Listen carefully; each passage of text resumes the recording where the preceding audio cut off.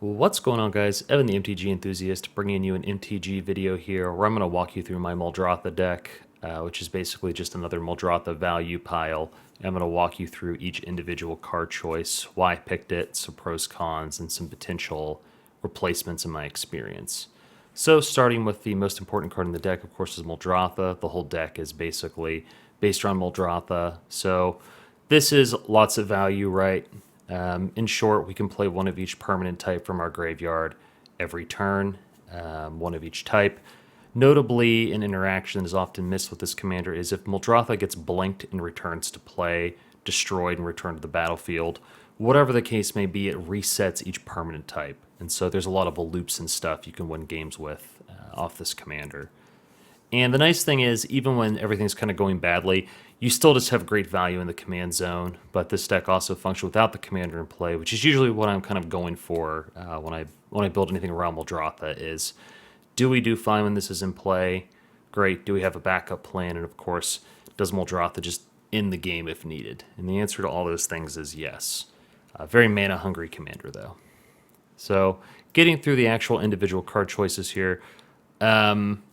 The driving principle behind this deck is actually Primal Surge. And so this forces us into what I would consider to be a suboptimal way to build a Muldrotha deck.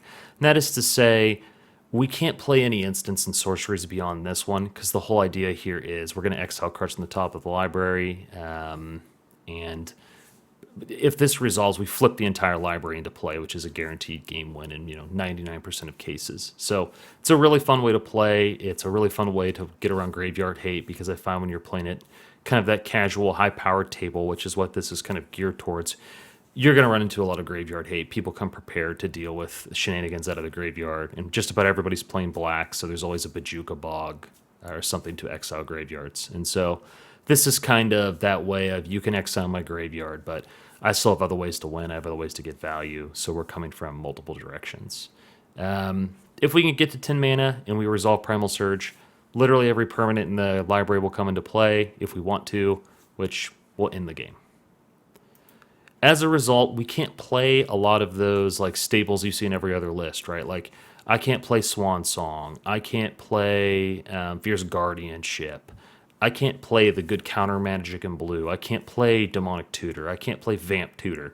So it makes it harder to be deterministic because we don't have as many good tutors. In fact, we have very few good tutors. And that is why I'm kind of leaning into this build, right? Because I think it's still powerful, but I think it's you get some variety here in what kind of happens. Plus, it saves room for it saves room for side hustles in the list. So, continuing here at the deck list, we've got Decree of Silence. So Decree of Silence is a ton of mana. It's super overcosted. But if you start recurring this with Muldrotha, you will effectively lock out the table. It basically serves as a win condition.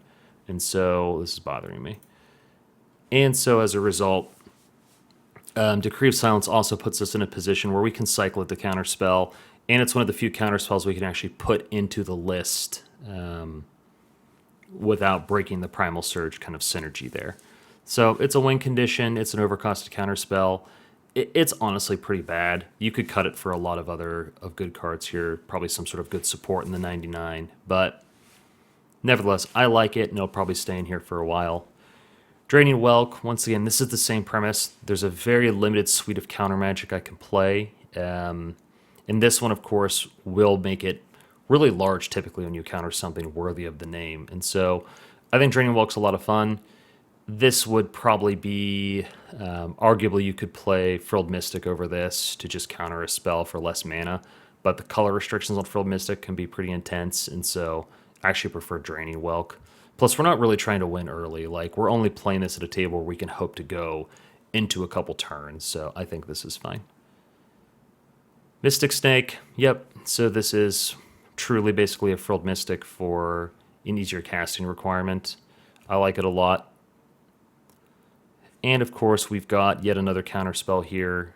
Not much more to say about that. This can exploit a creature, including itself. And so when this comes in to counter the spell, we actually have to exploit something, which means sacrifice it. which is good because sometimes we want to get our creatures back into the graveyard to use with Muldrotha. And once again, if you exploit yourself, then you can keep casting off Muldrotha, albeit for an absolute ton of mana. Lastly, we have Sisters of Silence here. Kind of that same premise. Also lets you get trigger and activated abilities, which can save your graveyard in a pinch from once again a Bojuka Bog. Once again, these are super overcosted. We have very limited counter magic. There's a couple other counter magic on stick type creatures we could put in here, but I think these are the best of the bunch for what we're really trying to do. And so we have to use our counter magic very, very sparingly. This is stop someone from winning the game or stop someone from pulling so far ahead that we'll never catch up type of energy. Next up, we have Consecrated Sphinx. The reason we're playing Consecrated Sphinx is I just want a good generic value card. This deck is hungry for resources, and I like to have something that isn't a Muldrotha that can get us a lot of cards, and Consecrated Sphinx is a nice, not a lot of questions asked, keep the cards coming. So I think it's wonderful in here. Unless we are completely retooling the deck to be much faster, I would never cut this out because at 6 mana, this is probably one of my favorite draws. Fairy Mastermind. Same premise here. This lets us keep up with decks that are really leaning into their value engine that come online early. Each player draws a card element can be kind of fun if you occasionally want to play some politics with the table, but generally it's just here as a card draw engine to keep up. Invasion of Amonkhet. I'm going to pull this up because there's a lot of text. So Invasion of Amonkhet is absolutely wonderful. So when it comes to play, we get the mill, everyone discards, then we draw. The discard's good because it's just kind of borderline punishing. It's 3 mana, so it's easy to cast.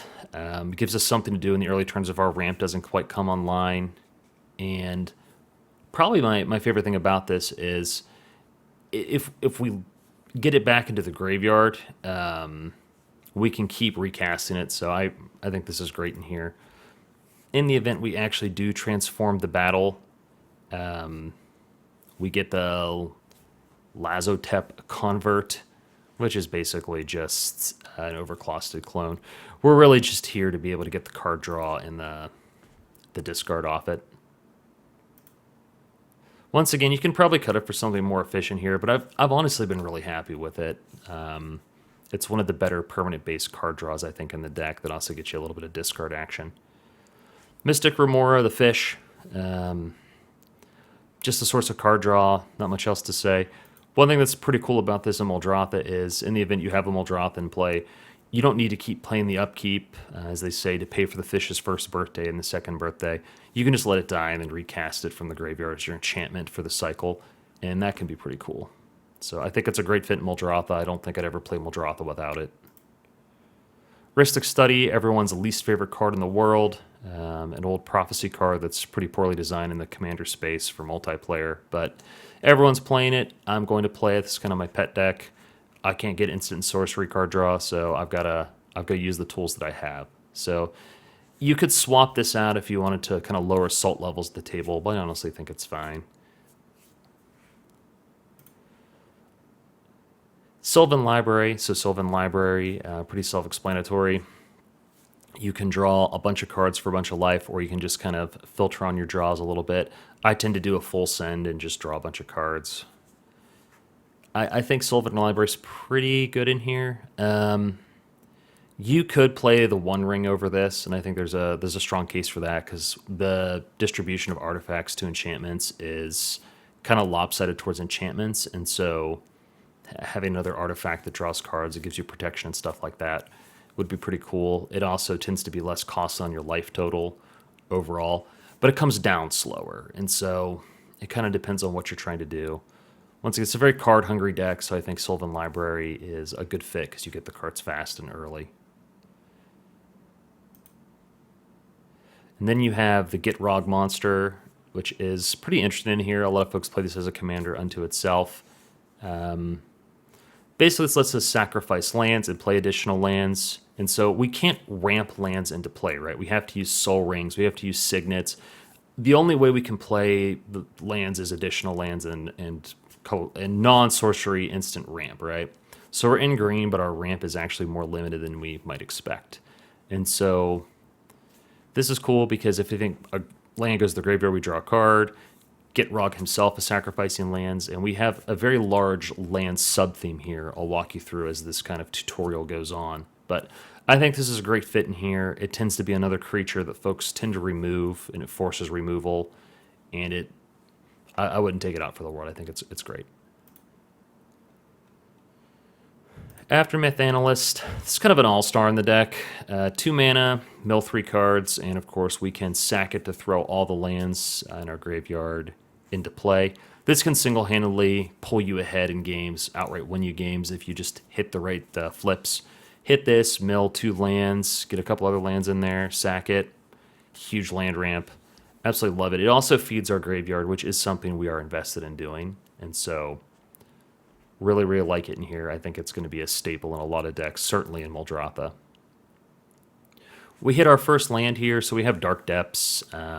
We've got Dark Depths along with the Thespian Stage combo here. And so let me find it. Thespian Stage. I know my alphabet. If we come in here, we can even move this under Engine real quick, just while we're here. And so now we have the Thespian Stage Dark Depths combo. Pretty straightforward. You've probably seen it before. Dark Depths is in play. You're typically not going to remove the counters the slow way of paying the 3, but you know there's a time and a place for everything. Typically, we're going to use Dark Depths with Thespian Stage. Copy it. Thespian Stage will have no counters. The land with no counters gets sent to the graveyard. Triggers Merit Lage, and then we have a Merit Lage token. And we have a lot of ways that we'll get into here to recur our graveyard, and so really like it. Another nice thing is we can, of course, keep recurring it and sacrificing with Gitrog monsters. So on a long enough timeline, we can make a lot of 2020 black Avatar Trochans with flying and indestructible, and it's a fun way to win matches, and it's also fun when you wind up at like a counterspell heavy table where we haven't tuned this list to fight those types of tables, but this is a land, so provided that counterspell deck isn't comboing you out early, you actually have a lot of time here to get them with Dark Depths. So really like it, and I think it's a fun sub-theme, right? It's probably not the most optimal or efficient way to win, but what an inevitability. It's great. Jace, this one's a little bit more questionable. I've often considered cutting it, and I still may. This is card advantage, right? You're going to be targeting yourself with this. You're not going to be targeting opponents typically, but we'll draw 2 cards. We'll mill 2 and draw a card. The mill plus draw feeds into the land engine. The card draw is always nice, but there's a lot of other ways we could be drawing cards. Phyrexian Arena is a nice, simple one. It's an enchantment, so straightforward. The One Ring, 4 mana, colorless mana, and then you also have the Black Market Connections. There's a lot of great choices to draw cards here, and this may not be the strongest choice. But it does have, if you would draw a card where there's no cards in it, you win the game, and so this will also instantly win the game with Primal Surge. There's a lot of other ways to win the game with Primal Surge, and so I don't necessarily think this is strictly necessary, but it's good enough to keep testing, and it's kind of funny when you wind up sitting across like a mill deck knowing that I have an out, right? I can just not mill myself out, or if you will me out, I'll just win the game. Honestly, probably should be the One Ring, so if you're looking for optimization, I would probably cut that. Primal Surge is where we kind of started. Teferi, Master of Time, really is a rock star in this deck. Protects Muldrotha, protects some of our engines, and Teferi himself here will draw and discard and filter cards into our graveyard. We love cards in our graveyards. This is actually really, really efficient in the deck. Once again, 4 mana though, pretty pricey, could easily justify playing something like a One Ring once again. And that's kind of the problem with a One Ring, right? Any sort of 4-costed card that's kind of based around drawing cards, you could say, shouldn't it just be the One Ring? Answer is probably, but nevertheless, I think this is a better fit in here than Jace for the most part. And so if you're looking to optimize a little bit, I'd probably cut Jace Wielder of Mysteries before I cut Teferi Master of Time, because really protecting your key pieces with it is really great, particularly because we once again have that limited counterspell suite. In Thespian Stage, that's just an engine for Dark Depths. Up here, we have lands. And so we have some expensive lands in here. I encourage you to proxy if you don't own these. But getting here into Bojuka Bog. So Bojuka Bog, pretty standard. Exile a graveyard. Like it a lot. Definitely would play Bojuka Bog in all your blacklists. Such a low-cost opportunity to really punish a graveyard strategist taking over the game. Now, one thing I want to point out here is we do have forests, islands, and then we have snow-covered. They have different names, which is the only reason why we're running them, is because we ultimately want all lands with different names, because our next kind of win condition here is we are playing a... Let me get this...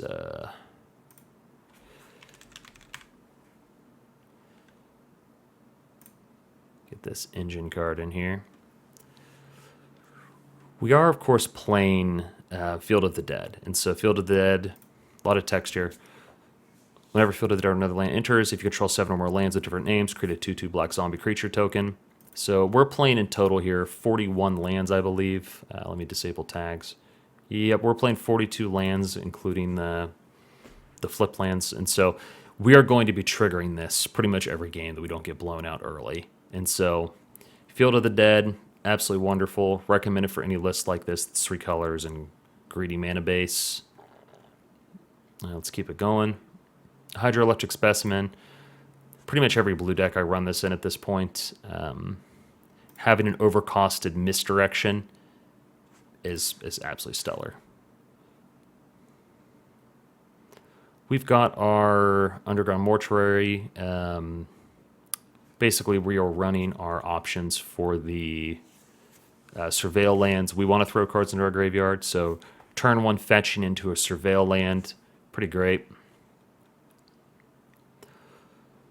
Next, we land into our land retrieval stuff here, where we have Conduit of Worlds. We can play lands from our graveyard. That's great with Git Frog. It's great for generally keeping us in the game if folks are running land destruction. It's great with Dark Depths. It's great to keep the flow of lands going, because as we toss cards into our graveyard, providing we have one of our 3 land retrieval cards in play, it just keeps the engine going, and that's pretty great.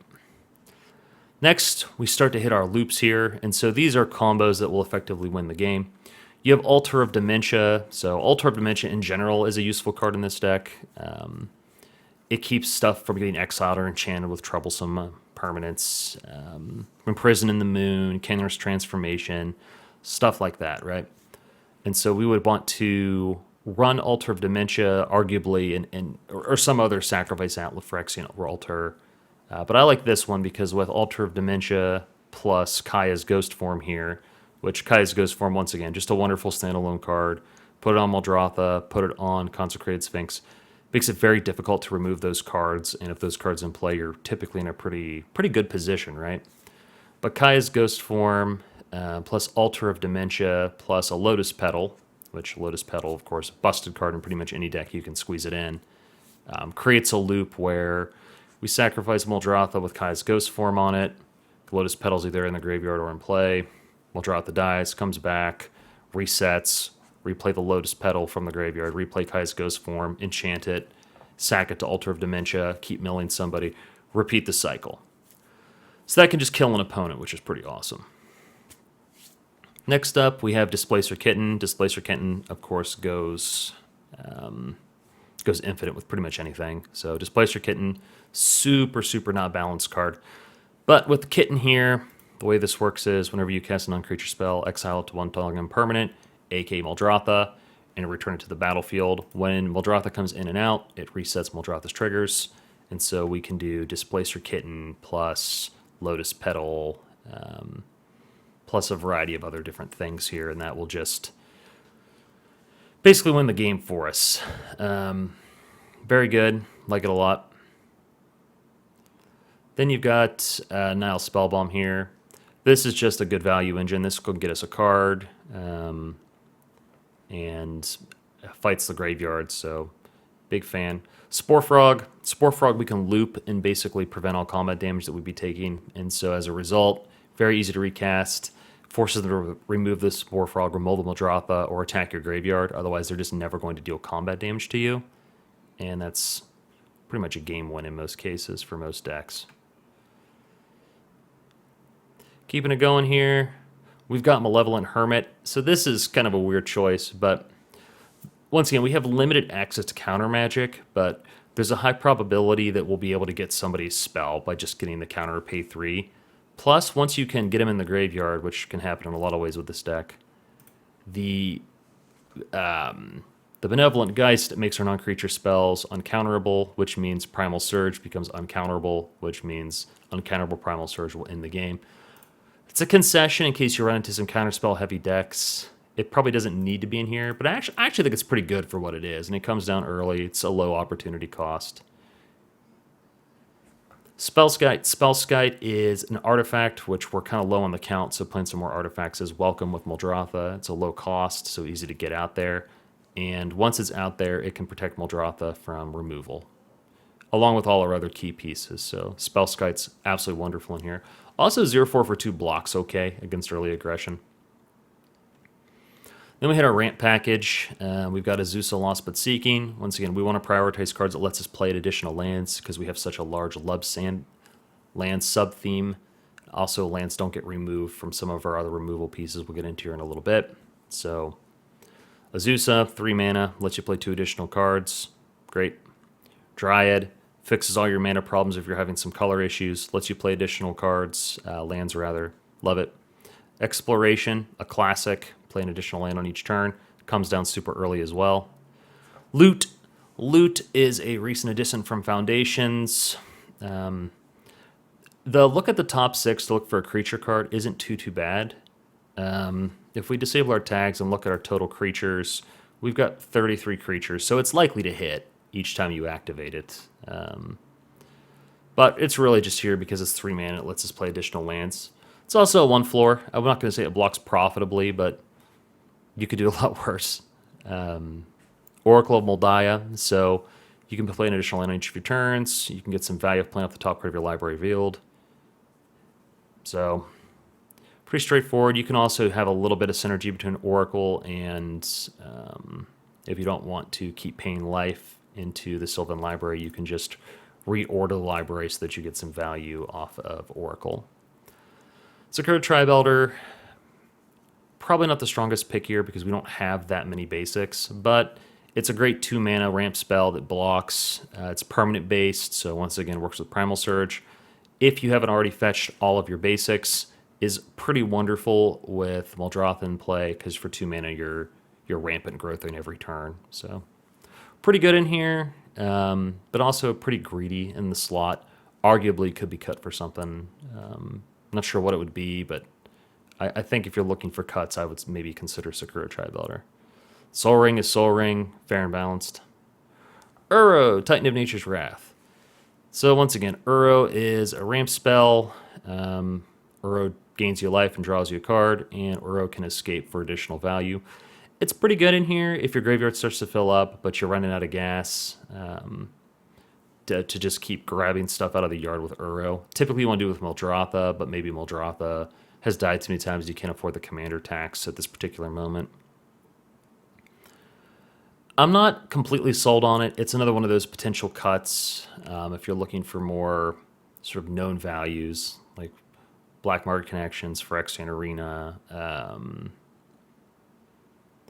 There's some other things in the concern I'll walk you through you could swap this out for. So far, I've been pretty satisfied with it, but you don't always have the land card in your hand to really make the ramp worthwhile, so I don't know. Wayward Sawtooth, this is just another example of a play additional lands on turns spell. I do like that with Wayward Sawtooth. Oh, and one thing you could run here would be, just as an example, like a Tatyova. It isn't ramp at that point, but it's a ton of value in this list. We have so many lands that Tatyova would work in a lot of these slots. Like you could run Tatyova over Jace. So definitely a card to consider. But otherwise, Wayward Sawtooth does tend to get the City's Blessings pretty quick to be an undercosted blocker. But more to the point, you can get a lot of lands in play. Wood Elves is Wood Elves is Wood Elves. Play it. Go get any force card, not just a basic forced. It's great. Then we get into our removal. We have a Cursed Marauder. Definitely a staple in here. Play a Cursed Marauder, sack it to itself. Use Muldrotha to bring it back later. Love it. Haywire Might is an artifact. There's some other creatures that perform similar functionality where you can play it and sack it, but Haywire Might does get you 2 life. Haywire Might does put itself in the graveyard, and it does exile the artifact or enchantment. Now, it's got to be non-creature, which in this world of everything is an enchantment creature, very, very common. This card becomes maybe not as exciting as it used to be because you're not going to be able to exile, those creature-based artifacts and enchantments, which there's a lot of good ones. And so definitely worth considering swapping this out for one of the other self-sacrifice disenchant effects, some of which are in my considering section here at the end. Kinrith's transformation, great for shutting down problematic commanders. These are very common in my meta where everyone's commander is an engine, just like mine. And so being able to shut down a commander, not just send it to the command zone, but force them to remove the enchantment's pretty good. It is on the cut list because it tends to get blown off by a lot of other removal in the deck, but for what it's worth, I think it's pretty good. But if you're looking for cuts, I think Kinrith's transformation would be a good starting point. Oko, Broko, just a little bit of an interaction. Good to get rid of those troublesome permanents and make them a 3/3 elk, which doesn't mean anything to me at all. We can create some foods. Pretty good. Once again, it isn't necessarily have a lot of synergy with the deck, right? This is just some interaction, so you could swap this. This is definitely like a flex slot. Deed, Pernicious Deed is a wonderful card in general and is an absolute blast in Muldrotha because you can Wrath selectively, right?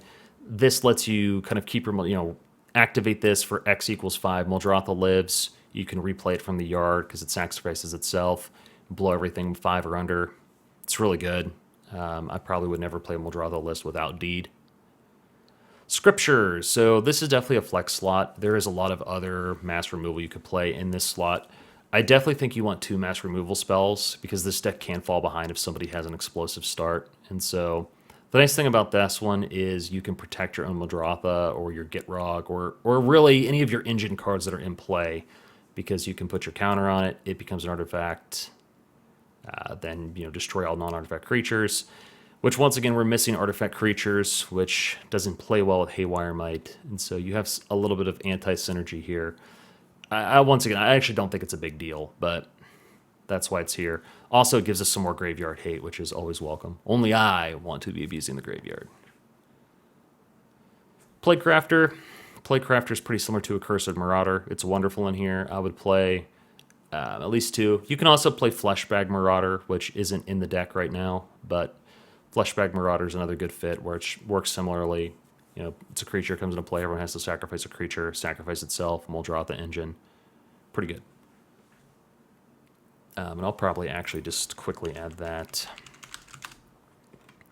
to my considering, which also gives me an excuse to show it up on here on screen for everybody.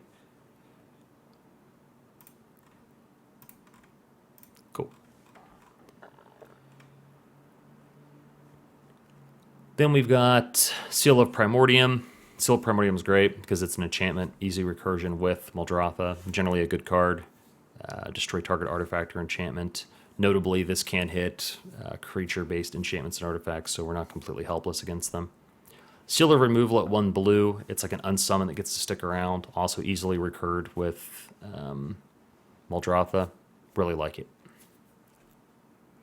Also, another card I want to throw in my considering real quick. Not because I think it's good, but because I think it's hilarious. And we'll come back to that. Now we get into some stacksy pieces. So this isn't a stacks list. We're not trying to stacks out the table. That's why we're not running a lot of stacks. And that's not because I have anything against stacks, or it's just because I don't have room in the list with what I'm trying to do to make this a Muldrotha stacks deck. But this is a pretty stacksy card here. Our sacrifices definitely hurt us less than they hurt our opponents, particularly because we can sacrifice lands pretty readily in this list, and most folks aren't in a position to sacrifice lands. And so as a result, we typically get a lot of cards from this. 3 cards a turn off this is just positively bonkers. It's a 3/3 for 3, so it's not overcosted. The life loss is irrelevant in most cases, but I like it a lot. I think it's a strong choice in this list. Now, it is kind of a standalone card, right? Other than all the land recursion and the Muldrotha, this isn't a stacks list. This is another flex slot. You can cut this if you're looking for slots. Dothy Voidwalker, once again, this is in no way synergizing with the rest of the deck, except for Dothy Voidwalker is pretty crazy when it's always in play, right? It's a lot of value off this because across 3 players, a lot of cards are going to wind up going under the Dothy Voidwalker, and so getting to steal a card with it is great. It keeps Graveyard Shenanigans completely locked out. And being that we can easily recur this with Muldrotha pretty much all game long, this can be a real beating for folks, so I really like it. If I was looking to make cuts, I'd probably keep the Dothy Voidwalker over the Braids in most cases. In Glacial Chasm, we don't typically pay the 2 life. We're going to get the land out of our graveyard, and so great way to keep ourselves alive against aggression. There's some other good ones here that I'm throwing into my considering just so we can take a look at them. So I've spent a lot of time tweaking this Muldrotha list. I'm still tweaking it. Expedition map. This is permanent-based land retrieval, which is great because we're going to often want to go get Dark Depths or Thespian Stage or Field of the Dead. So many great targets in this list. Easily recurred as well, so we can get our whole lands-based combo with this on its own with Muldrotha.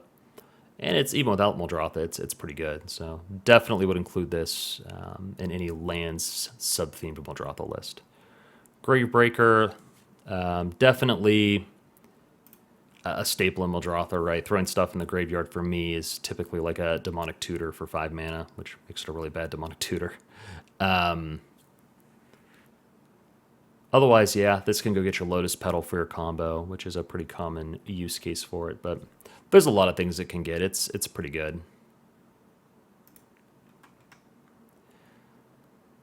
Then we've got Invasion of Ikoria, probably one of the better battles.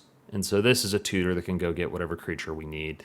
And it's permanent-based creature, so, or excuse me, it is permanent-based tutoring, which is exactly what we need in our Primal Surge list here. The transformative effect, not necessarily the most important effect in the deck, but you figure for 6 mana you can go tutor up your Displacer Kitten, or if you want to tutor for something with less mana, maybe you want to tutor for your Spellskite or something, your Hermit. It can do those things for a pretty average mana cost, so I actually like it a lot. Elvish Reclaimer, this goes with the land sub-theme. This is also just a concession that sometimes we're going to want to have something we can play a little bit early in case our ramp just doesn't quite go off.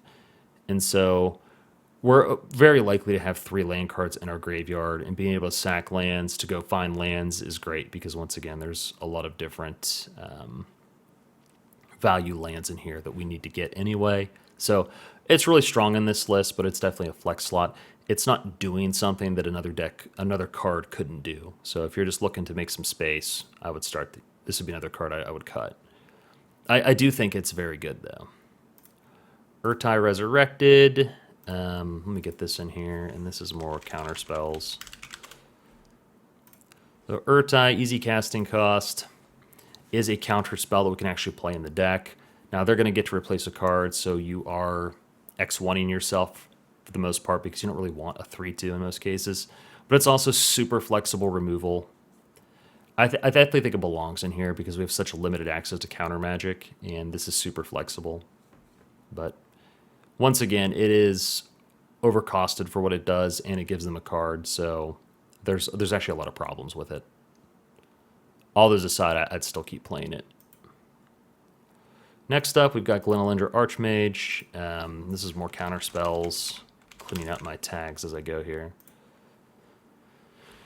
Once again, permanent based. You get to counter 2 non-creature spells because it'll persist. Once again, an absolute beating when it gets recurred by Muldrotha. So I really like it. Kind of keeps the wraths away and keeps a lot of those win conditions away. And once again, being able to sacrifice yourself in a Muldrotha list is added value, right? Runescarred Demon, and so this is actually a budget choice. You should definitely not be playing this. Runescarred Demon is here because I, oddly enough, do not have a... Let me just tutor that real quick.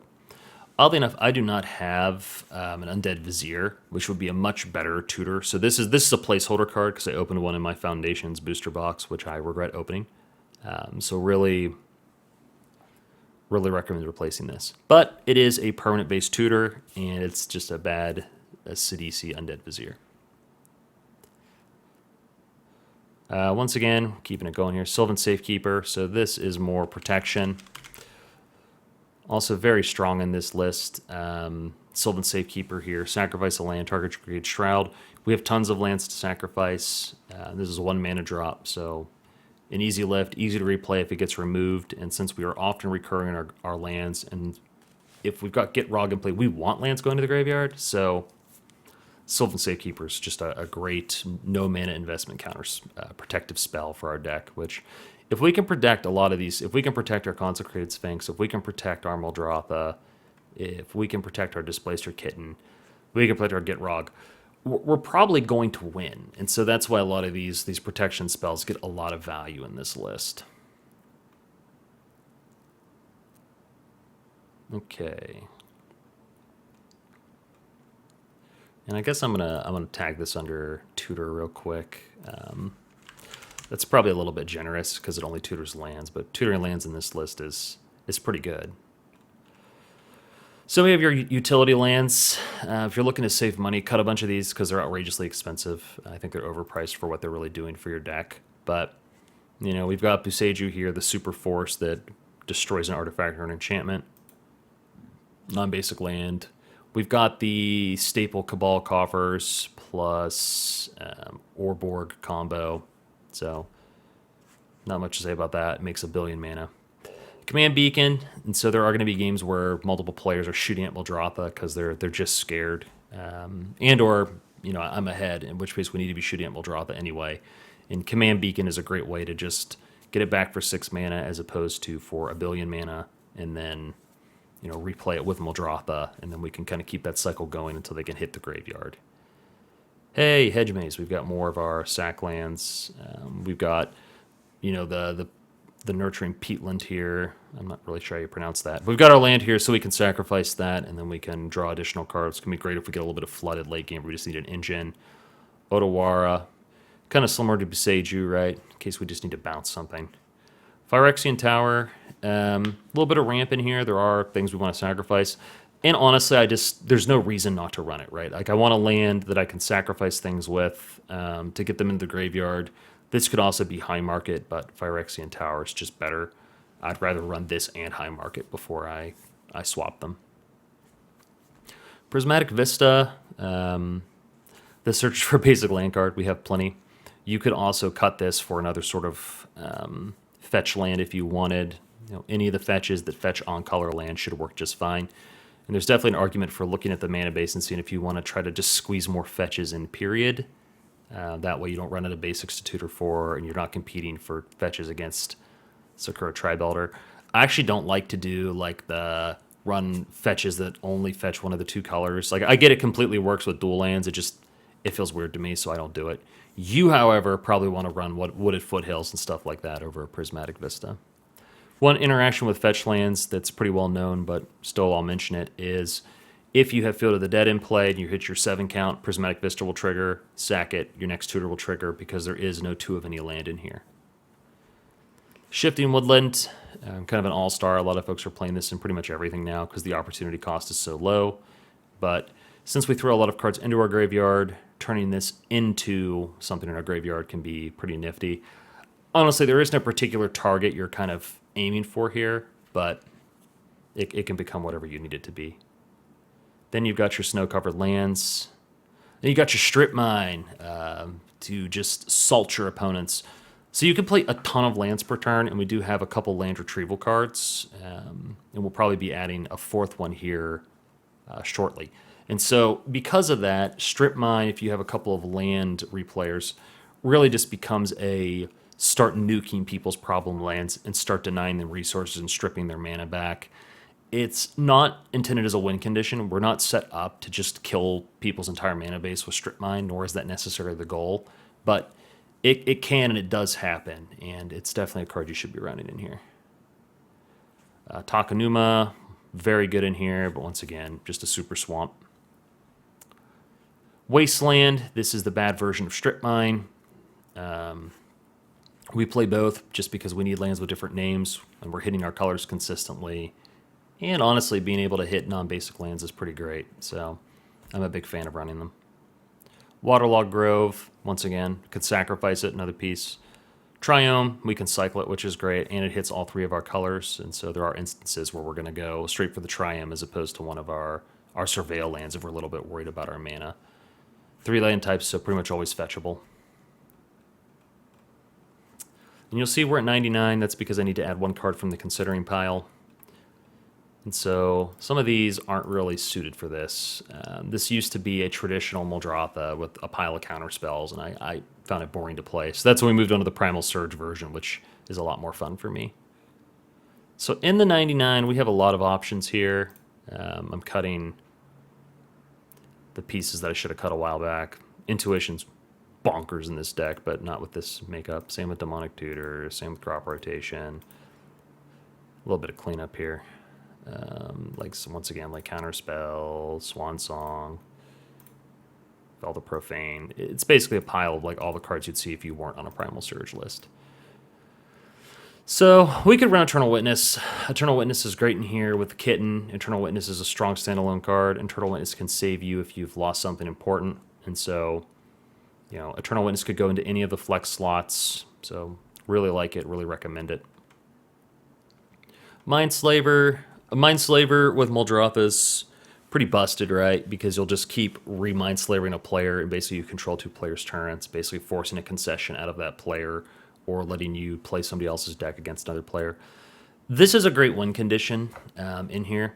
I don't play Mindslaver because I find it kind of irritating to have to play 2 players' turns at Friday Night Magic, and usually the player who's not getting turns anymore is super, super salty. Well, I don't tend to worry too much about salt when I design decks. Like, I get why that one's a little much. So, I don't run it. If I was going to run it, I would presumably cut the Decree of Silence for the Mindslaver, and that would probably be better in most cases. Although, once again, Decree of Silence being able to cycle as just an actual counterspell can be a lifesaver. So there's non-salt arguments for why you should run that over Mindslaver. Mana Vortex, if you want to get a little bit more stacks in here, this is super good in this deck, actually. So basically, each player's turn, they're going to sacrifice a land. I'm probably better set up than they are to get my lands back, and so slowly you'll just drain the table of mana. If it comes down early, like if you hit this in an early good draw with any of your land recursion, like ran up with Excavator, Crucible, or Conduit, you can kind of just force concessions out of the table. So definitely could be a strong case for a lot of these flex slots, maybe even over Braids. But I'm currently not running it because I don't have a lot of great ways to tutor for it, and you just kind of have to luck into it and start sort of grinding the table down. And if I draw it on like turn 9, it will eventually lock out the table, but it also will turn the entire table into like killing machines against you. And so it's strong. I could see myself running it, but I also have a lot of reasons not to. Sheoldred. Sheoldred's like, once again, like a stacksy piece here. You're not really that interested in picking up a lot of creature cards out of your graveyard in this list. Anything you wanted to pick up, Muldrotha can already pick up for you. And so you're really just playing it as that stacks piece of making them sacrifice creatures. But 7 mana is a big ask. We don't have a lot of ways to cheat it into play. In fact, we have no ways to cheat it into play. And just overall, I think we have better, stronger choices. I actually cut it for Braids a while back. But it's definitely a choice, right? Like, it isn't bad in this list by any means. O-Stone. So Oblivion Stone here, a lot of text. Oblivion Stone's fun because you can destroy effectively all permanents, and so you hit Planeswalkers, enchantments. You hit things that Phyrexian Scriptures doesn't hit, and if you wanted to run O-Stone, I think you'd run O-Stone over Phyrexian Scriptures, and you're really choosing between the two. O-Stone, though, is going to blow up your own Muldrotha, or it's going to blow up everything you have, because you're not likely going to have time to put a fate counter on something. And so it is super greedy for mass removal. It is really, really greedy. But it is colorless, and it is an artifact. And so you can sort of tweak your distribution of enchantments to artifacts a little bit better by running this over Scriptures. I've played both. I like both. I like scriptures more, but it's possible that you may be playing against a lot of Super Friends decks and you need the O Stone, in which case, you're not going to feel bad running this. Fleshbag Marauder, once again, just a sack outlet. We already kind of talked about this one previously.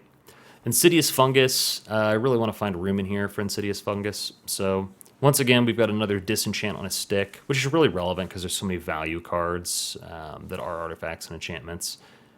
Now, the downside is 2 generic isn't a lot of mana, but 2 generic is a lot to recur, and it tends to eat its whole turn when it uses its ability. And so right now I'm favoring Haywire Might over it, but I could see that changing, right? The sack draw a card and put a land card onto the battlefield tapped. Once again, it's a lot of mana to put that land on the battlefield tapped, and so I wouldn't really call it ramp, right? That'd be a little bit generous. But the draw a card piece is fantastic, being able to cycle yourself late game and put yourself in the graveyard. Once again, really good with Muldrotha, so there's a strong case for this card. I really want to run it. I just haven't quite decided what I would cut to get there, because I'm running out of room. It's a very tight list. I really can't cut any lands and feel good about it. I really don't want to cut any of the recursion on lands. And so you start to run into this, like, okay, do I cut Displacer Kitten and, like, narrow down the combo focus? Do I cut one of the value engines? Like, do I cut the Jace, Wielder of Mysteries? But then if you cut Jace, once again, you're down on overall card draw, and this is not a very efficient form of card draw. It's tough, right? But I think this would be a great card to find space for. I really, really like it. Op Agent. Op Agent is... Op Agent does what Op Agent does. Op Agent doesn't offer this anything specific to this list. You play Op Agent because you're playing in a meta of 10,000 tutors and you're tired of being left out and you feel bad and you just, I don't know, you want to watch the world burn, right? That is when you play Opposition Agent. Op Agent's always good. Op Agent will never be bad. And so if you just want to play optimal cards, there's a case for Op Agent over a lot of other pieces in here, maybe over Kenriths, for example. But I don't necessarily have a need to run it in my meta, but there's definitely a world where I could make that happen, right? Sidisi, everyone should be running Sidisi over Runescar Demon. I just could never find one in stock, and I don't want to order a $4 card from TCG Player and pay shipping on it. So one of these days, I'll pick up a Sidisi, and that Sidisi will replace Runescar Demon.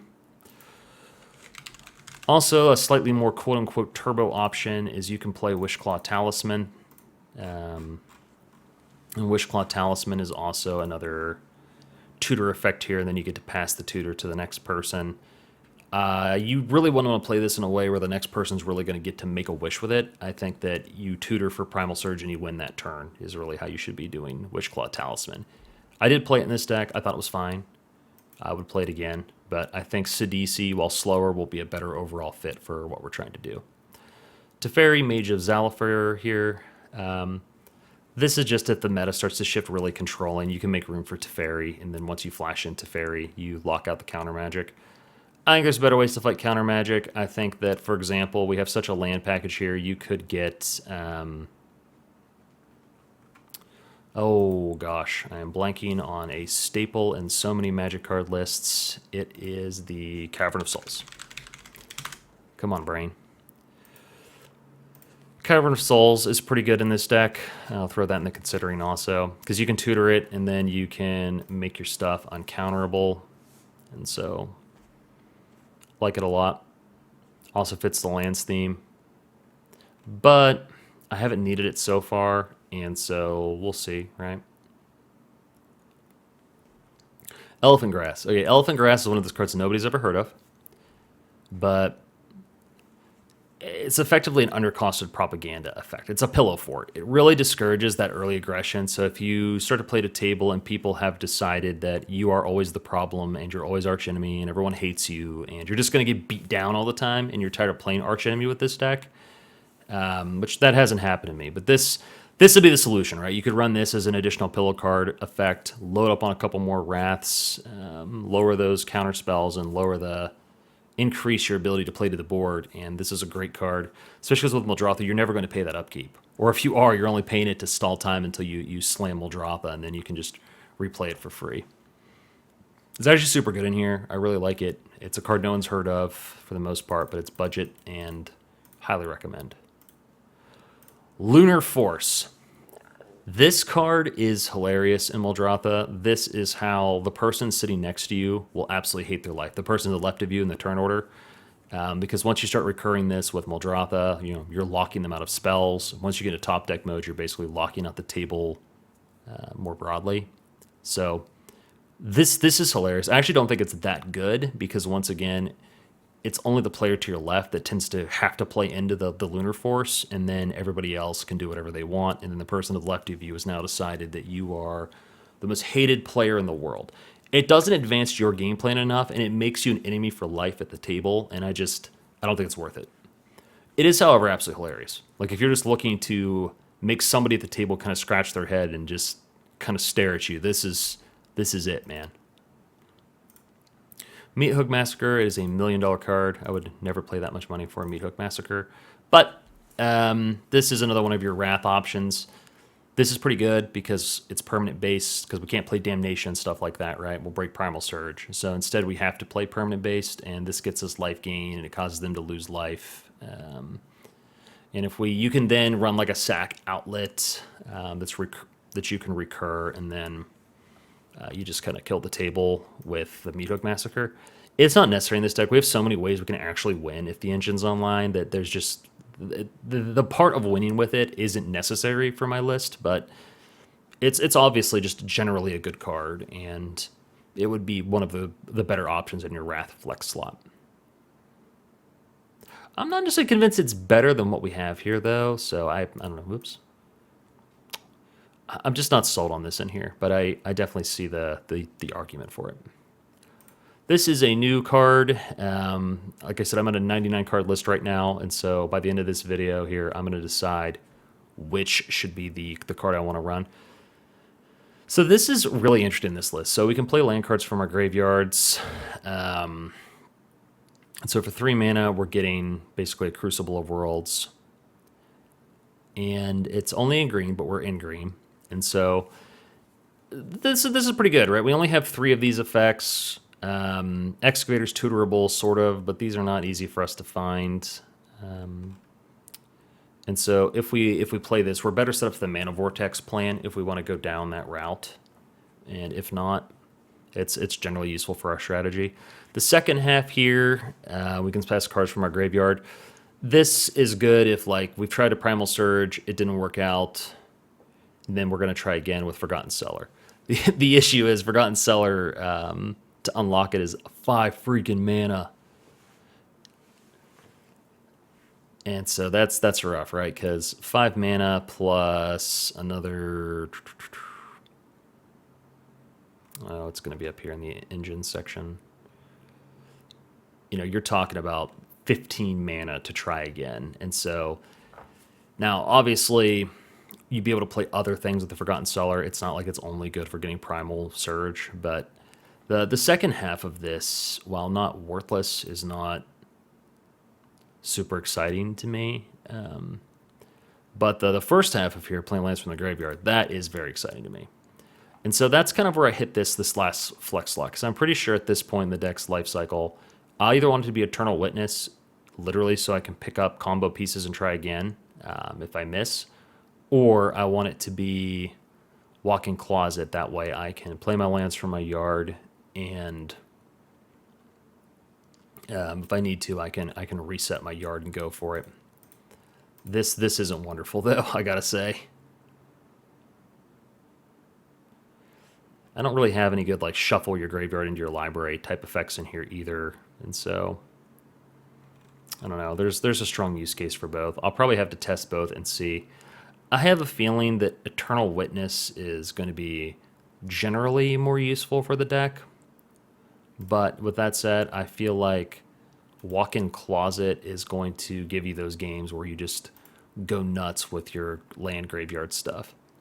The other bummer is if you have multiple of these in play, these don't stack in any meaningful way. Like, you're already playing cards from your graveyard. So I don't know. It's a tough call. Eternal Witness is probably correct, but I'll probably play Walk-in Closet the more I think about it, just because it's sweet. And I love me some lands. Okay, and that is the deck. This is also, I used to play a Mimeoplasm list that I had a lot of fun with, but I took it apart because it wasn't working. And so Mimeoplasm died so this deck could live. Most of the mana base is from that, along with a lot of the supporting cards. That said, we can come down here into Moxfield and we can play test. And so we can play a quick hand here for fun.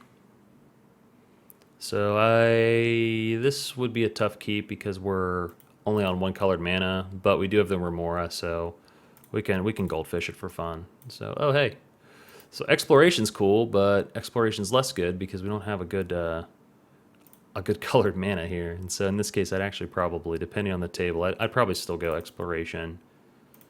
I'd probably go Remora. So you figure untap, upkeep. I'd probably pay for fish in a lot of cases. Draw, play our land, go around. You figure you get like a card from fish, maybe 2. Go around, draw, get your mana here, get your delta. Then you figure we'll sack this, go to the library, go find one of the many extremely expensive dual lands in this deck. Oh, Underground Sea looks wonderful. So get Underground Sea, sack it. This would be dead, of course. We go Wood Elves, view library. And then we'd probably go get, I'd say, the Triumph at this point. Just because I want to make sure that my colors are good. Probably have to block something. Go another land. This is where you can kind of go a little bit nuts here. You can play that. The Exploration lets us go here. Still have a land drop for turn. You could go Zeusa if you wanted, but we don't have enough lands to really to go for it yet. So we'd probably play Amonkhet.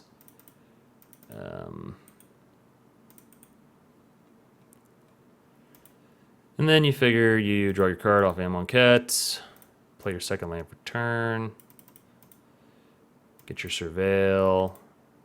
Alright, keep Oro. Go to your next turn, untap. Look at your graveyard. What else? We're still drawing a land. Probably good enough to go for your first Muldrotha. Use that, crack that, go.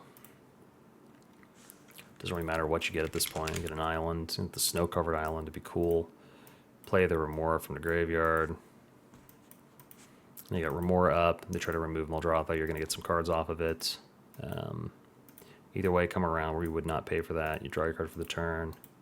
So now we've hit one of the problems that can occur with this deck, where we have too many like play more lands per turn, but not enough lands to actually leverage that. Now that said, we'll be in a good place if this is how this game is actually going, because we can play one to get this back out there. And so then you can do this and cycle this dude. Getting lazy here because we're gold fishing. Draw your card. Nice. Play your land for turn. You get your zombie.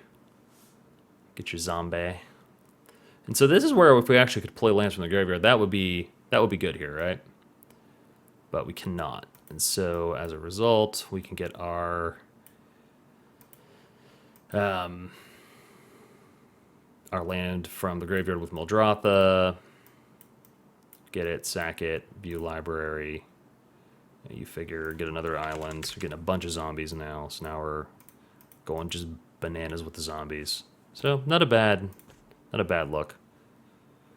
This hand is much better. It's got a 1-drop on this dude. It's got some lands. It's even got a Surveil land. I'd probably keep that. We draw, hit their Surveil land. Ristic. Tragically, I'd probably bin Ristic in this case because I would need lands. Draw. Get to Tribe Elder. Go. Got our green. Go. Sack. View library. Probably actually just get a snow-covered forest here or a forest. Draw. And then we'd hit this, and we'd go this and sack that and try to find our land. We didn't. We don't want to play this one because we have to sacrifice a land. So it's a really land-hungry deck, admittedly. So draw your card. shock that in, get your Soul Ring, get your Haywire Might, Table Groans, go your next turn, get your land sack, your library, probably get an Underground, see, so get our black. Can't cast Braids because it's too black. That's okay though. It's not a bad problem to have at this point. So you'd go 4, then you could go like this guy. I'd probably go Fairy here, and then probably flash it in at some point, hopefully in an effort to get a card out of somebody. We also have enough mana here we could sack that and blow something up that's irritating us. Next turn, draw. So we've got our blue. Do not have enough to play Jace because it's trips blue, because why wouldn't it be? But this is only 1 blue, so we could go here. We can also get our Gravekeeper into play.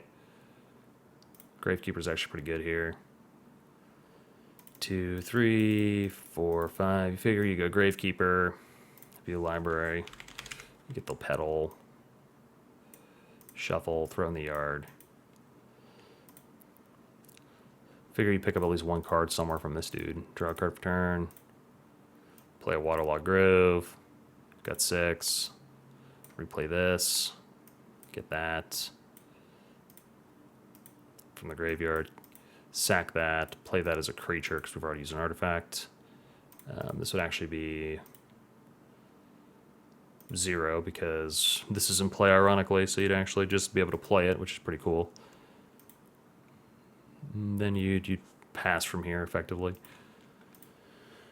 Next turn, didn't hit a land, but we've got this. Crack it. That's land for turn. Go library. Go tropical island, sure. And then you can go 1, 2, 2, 3, 4. And you get your invasion. View library. Kitten. You've got Displacer Kitten. Then you've got sack. Replay. You got, for example, Displacer Kitten. You can get these 3. Displacer, sack this for whatever color you want. Blink the Muldrotha. Resets all your stuff. You get to replay this, blink the Muldrotha, sack this. So now you've got your infinite mana loop with these 2, where you're playing this for free, blinking it with Displacer Kitten, make as much mana as you want, which is great, of any color you want, which then lets you get your Jace into play. So now you've got your Jace into play. You've got your Jace, and so now, once again, you've kind of got this like, okay, I can make infinite mana and keep bringing this in and out, and I can use that mana to do all sorts of shenanigans, like I can draw my entire library along with everybody else's, and I'd probably cycle this enough to get this out so I have some protection, and then I'd continually draw up the table until I win the game. So the deck's a lot of fun. Like I said, obviously we're goldfishing here, and optimal plays would be looking at the table and seeing what you're doing, but a lot of cool ways to win. Very mana hungry. I highly recommend giving it a shot. Thanks everyone for watching, and I'll see you all next time.